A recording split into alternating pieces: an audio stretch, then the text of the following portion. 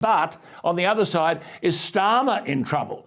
Now, you've seen a new dossier revealing as many as 16 Labor MPs received donations over the last 10 years from the National Union of Rail, Maritime and Transport Workers, and they're responsible for the Tuesday strikes. Firstly, David, how bad have the strikes been?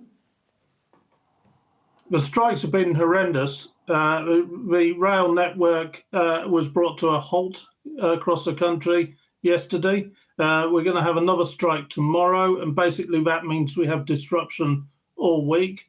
And the tube network, for your viewers who are familiar with London, was at a complete halt yesterday. Amazing. So all of us had to work from home. And then Starmer. And Starmer threatened to punish Labor MPs who joined the picket lines. And they ignored him. But they ignored him. Now, he said, we don't want to see these strikes going ahead.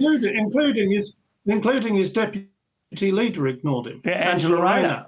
So, and this all feeds into the fact that the knives are out for Starmer as well. Nobody thinks he's up to the job.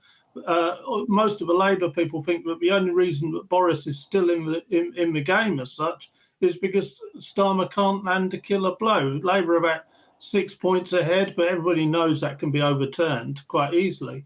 And, they just don't think he's got it. Well, on that basis then, I mean, you and I have talked now for some weeks about Boris being in trouble and Boris is going to be replaced because the Conservatives can't win the next election, whenever it might be. But in the light of these revelations today about the Labor Party and significant people in the Labor Party taking stacks of money, I mean, Angela Rayner, the deputy, I think, has taken £189,000 from unions in terms of funds to support her campaigns and so on. Are the British people going to replace a Conservative government for a Labor Party that's in thrall to this extent to the union movement?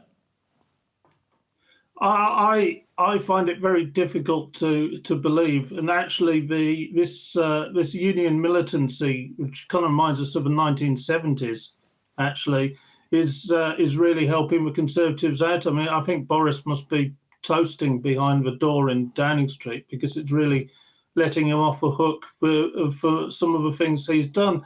And it just find it very hard to believe. But the trouble is, I look at the polling, and actually the public are increasingly saying a plague on both your houses. The last poll we ran over the weekend had a quarter of people saying they wouldn't vote at all because they can't. Yeah, it's not compulsory. Can't stand either of them. Just on voting before you go. Two by-elections on Thursday. What's going to happen? Both Conservative seats. Thursday. Yeah, both Conservative seats. The likelihood is that the Conservatives are going to lose both. They'll definitely lose the one in the north of England in Wakefield, which is another reason Boris probably avoided going to the north of England the other day, because he'd have had to go to Wakefield. Yes. Not been very popular there. There is some talk they might hold on to the one in the southwest of England, Tiverton, Honiton, but I'd be surprised. Most people would be surprised. They're going to get a kicking on Thursday. But you see, Thursday is a significant day as well, because it's the 6th anniversary of the Brexit referendum, the great kind of victory of getting out of the EU for Boris. And so the whole optics of losing that day are going to be quite bad. Absolutely. Actually.